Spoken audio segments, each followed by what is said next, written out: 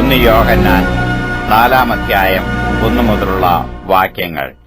പ്രിയമുള്ളവരെ, കള്ളപ്രവാചകന്മാർ പലരും ലോകത്തിലേക്ക് പുറപ്പെട്ടിരിക്കയാൽ ഏതു ആത്മാവിനെയും വിശ്വസിക്കാതെ ആത്മാക്കൾ ദൈവത്തിൽ നിന്നുള്ളവയോ എന്ന് ശോധന ചെയ്യുവീൻ. ദൈവാത്മാവിനെ ഇതിനാൽ അറിയാം, യേശുക്രിസ്തു ജഡത്തിൽ വന്നു എന്ന് സ്വീകരിക്കുന്ന ആത്മാവൊക്കെയും ദൈവത്തിൽ നിന്നുള്ളത്. യേശുവിനെ സ്വീകരിക്കാത്ത യാതൊരു ആത്മാവും ദൈവത്തിൽ നിന്നുള്ളതല്ല. അത് എതിർ ക്രിസ്തുവിന്റെ ആത്മാവ് തന്നെ. അത് വരുമെന്ന് നിങ്ങൾ കേട്ടിട്ടുണ്ടല്ലോ. അത് ഇപ്പോൾ തന്നെ ലോകത്തിലുണ്ട്. കുഞ്ഞുങ്ങളെ, നിങ്ങൾ ദൈവത്തിൽ നിന്നുള്ളവർ ആകുന്നു, അവരെ ജയിച്ചുമിരിക്കുന്നു. നിങ്ങളിലുള്ളവൻ ലോകത്തിൽ ഉള്ളവനേക്കാൾ വലിയവനല്ലോ. അവർ ലൗകികന്മാർ ആകയാൽ ലൗകികമായത് സംസാരിക്കുന്നു. ലോകം അവരുടെ വാക്ക് കേൾക്കുന്നു. ഞങ്ങൾ ദൈവത്തിൽ നിന്നുള്ളവരാകുന്നു. ദൈവത്തെ അറിയുന്നവൻ ഞങ്ങളുടെ വാക്ക് കേൾക്കുന്നു. ദൈവത്തിൽ നിന്ന് അല്ലാത്തവൻ ഞങ്ങളുടെ വാക്ക് കേൾക്കുന്നില്ല. സത്യത്തിന്റെ ആത്മാവ് ഏതു എന്നും വഞ്ചനയുടെ ആത്മാവ് ഏതു എന്നും നമുക്ക് ഇതിനാൽ അറിയാം. പ്രിയമുള്ളവരെ, നാം അന്യോന്യം സ്നേഹിക്ക.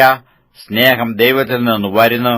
സ്നേഹിക്കുന്നവനെല്ലാം ദൈവത്തിൽ നിന്ന് ജനിച്ചിരിക്കുന്നു, ദൈവത്തെ അറിയുകയും ചെയ്യുന്നു. സ്നേഹിക്കാത്തവൻ ദൈവത്തെ അറിഞ്ഞിട്ടില്ല. ദൈവം സ്നേഹം തന്നെ. ദൈവം തന്റെ ഏകജാതനായ പുത്രനെ നാം അവനിൽ ജീവിക്കേണ്ടതിന് ലോകത്തിലേക്ക് അയച്ചു എന്നുള്ളതിനാൽ ദൈവത്തിനു നമ്മോടുള്ള സ്നേഹം പ്രത്യക്ഷമായി. നാം ദൈവത്തെ സ്നേഹിച്ചതല്ല, അവൻ നമ്മെ സ്നേഹിച്ചു തന്റെ പുത്രനെ നമ്മുടെ പാപങ്ങൾക്ക് പ്രായശ്ചിത്തമാകുവാൻ അയച്ചത് തന്നെ സാക്ഷാൽ സ്നേഹമാകുന്നു. പ്രിയമുള്ളവരെ, ദൈവം നമ്മെ ഇങ്ങനെ സ്നേഹിച്ചുവെങ്കിൽ നാമും അന്യോന്യം സ്നേഹിക്കേണ്ടതാകുന്നു. ദൈവത്തെ ആരും ഒരു നാളും കണ്ടിട്ടില്ല. നാം അന്യോന്യം സ്നേഹിക്കുന്നുവെങ്കിൽ ദൈവം നമ്മിൽ വസിക്കുന്നു, അവന്റെ സ്നേഹം നമ്മിൽ തികഞ്ഞുമിരിക്കുന്നു.